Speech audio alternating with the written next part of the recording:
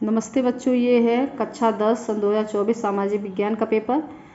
ये इसकी संख्या 825 है 9। तो आइए देखते हैं, पहले इसके बहुविकल्पी प्रश्नों को हल करते हैं कि क्या दिया है। तो खंड अ में बहुविकल्पी प्रश्न दिए हैं। तो पहला क्वेश्चन है, निम्नलिखित में से कौन सा आंदोलन महात्मा गांधी ने नहीं चलाया था? तो खिलाफत आंदोलन महात्मा गांधी ने नहीं चलाया था। आगे क्वेश्चन है दूसरा कि 1789 में फ्रांस में राष्ट्रवाद की प्रथम अभिव्यक्ति का क्या परिणाम हुआ था? तो फ्रांस की क्रांति। ए इसका राइट आंसर है। गुलामगिरी के लेखक कौन थे? तो ज्योतिबा फूले। 1929 की महामंदी के प्रमुख कारण क्या थे? तो प्रमुख बैंकों का धाराशायी होना। डी इसका राइट आंसर है। 1944 में अंतर्राष्ट्रीय मुद्रा कोष की स्थापना कहाँ की गई थी? तो बी इसका राइट आंसर है, संयुक्त राज्य अमेरिका। श्रीलंका में निम्नलिखित में से कौन सा समूह अल्पसंख्यक है? तो इसका राइट आंसर है डी, मुस्लिम। भारत में संघीय व्यवस्था है क्योंकि इसका राइट आंसर है बी, यहाँ शक्तियों का केंद्रीयकरण है। 8वां क्वेश्चन है, निम्नलिखित में से कौन सा संघीय राज्य नहीं है? तो सी इसका राइट आंसर है, दिल्ली। निम्नलिखित में से किस व्यवस्था के लिए राजनीतिक दल आवश्यक शर्त है? तो लोकतंत्र इसका राइट आंसर है बी। निम्नलिखित में से किसका संबंध लोकतंत्र से नहीं है? तो बहुसंख्यकों का शासन। 11वां क्वेश्चन है, निम्नलिखित में से कौन सा खनिज धात्विक है? तो अभ्रक। बी इसका राइट आंसर है। आगे क्वेश्चन है, कपास की खेती के लिए निम्नलिखित में से कौन सी मिट्टी उपयुक्त होती है? तो इसका आंसर ए है, काली मिट्टी। निम्नलिखित में से कौन से उद्योग में कच्चे माल के रूप में बॉक्साइट का प्रयोग किया जाता है? तो इसका बी राइट आंसर है, एल्यूमिनियम। 14वां क्वेश्चन है, निम्नलिखित में से किसको सेवा क्षेत्रक भी कहा जाता है? तो तृतीयक क्षेत्रक को सेवा क्षेत्र कहा जाता है। सार्वजनिक क्षेत्रक तथा निजी क्षेत्रक के विभाजन का आधार बताइए? तो उद्यमों में नियोजित श्रमिकों की संख्या।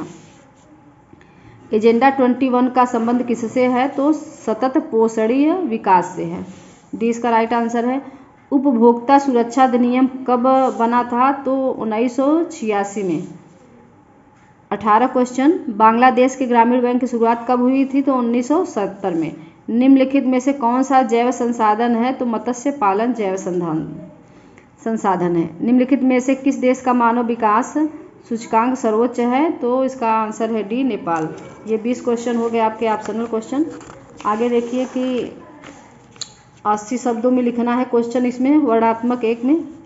देखिए खंड ब में, तो इसका देखिए 21वां क्वेश्चन। ये सब तो अपने से याद करना रहेगा, आपको लिखना रहेगा, कम से कम 80 से कम नहीं होना चाहिए।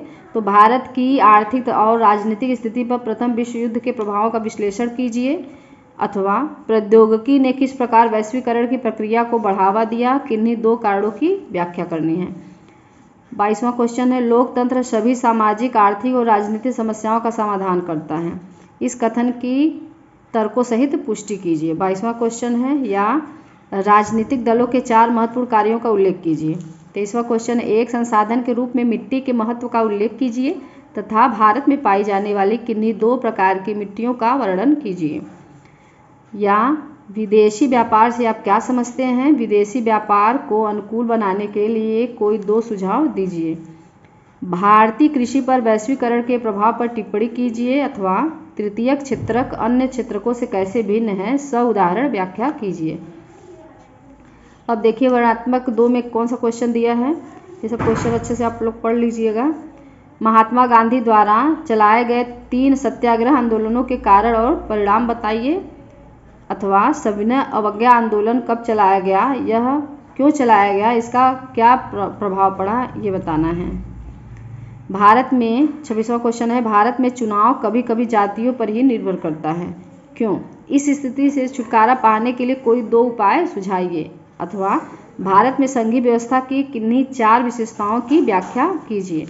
आगे क्वेश्चन देखिए 27वां क्या दिया है कि चावल की खेती हेतु उपयुक्त भौगोलिक दशाओं की विवेचना कीजिए तथा भारत में किन्हीं 3 प्रमुख उत्पादक क्षेत्रों का उल्लेख कीजिए। अथवा अभ्रक की उपयोगिता की विवेचना कीजिए एवं भारत में इसके किन्हीं 2 उत्पादक क्षेत्रों का भी वर्णन कीजिए। 28वां क्वेश्चन है, विश्व व्यापार संगठन के क्रियाकलापों का वर्णन कीजिए। अथवा संगठित एवं असंगठित क्षेत्रों में विभेद कीजिए एवं असंगठित क्षेत्रकों के कर्मचारियों की समस्याओं की विवेचना कीजिए। ये जितने भी क्वेश्चन हैं आप इसको इसके जिस चैप्टर में दिया है उस चैप्टर को अच्छे से आप लोग पढ़ लीजिएगा।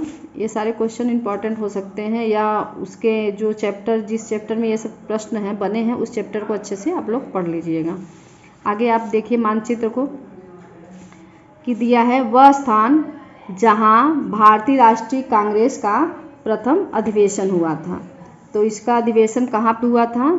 तो 1920 में अधिवेशन हुआ था। इसका आंसर है कलकत्ता। इसका आंसर हो गया कलकत्ता। और इसको सही जगह पे आपको सही जगह अंकित करना है। देखिए लिखा निम्नलिखित स्थानों को भारत के दिए गए रेखा मानचित्र में पॉइंट लगा है चिन्ह द्वारा नाम सहित दर्शाइए। सही नाम तथा सही स्थान अंकन करने के लिए आपको सही नाम बताएंगे तो आधा नंबर मिलेगा, और सही जगह उसको दर्शाएंगे तो आपको ये अंक आधा मिलेगा। तो 1 मिलेगा, एक प्रश्न पे 1 नंबर आपको मिलेगा आधा आधा करके। तो ये पहले का आंसर था कलकत्ता। दूसरा है वह स्थान जहां महात्मा गांधी ने नमक कानून तोड़ा था, तो डांडी है इसका। वह नगर जहां जलियांवाला बाग हत्याकांड हुआ था, तो अमृतसर में हुआ था, अमृतसर में। वह जनपद जहां चौरी चौरा की घटना घटित हुई थी, तो ये घटित हुई थी गोरखपुर में, गोरखपुर। 5वां क्वेश्चन है वह स्थान जहां महात्मा गांधी ने किसान सत्याग्रह आंदोलन चलाया था, तो चंपारण बिहार। ये क्वेश्चन हो गया। सही जगह दर्शाएंगे तो आपको आधा नंबर मिल जाएगा। आप ये सब प्रैक्टिस कर लीजिएगा।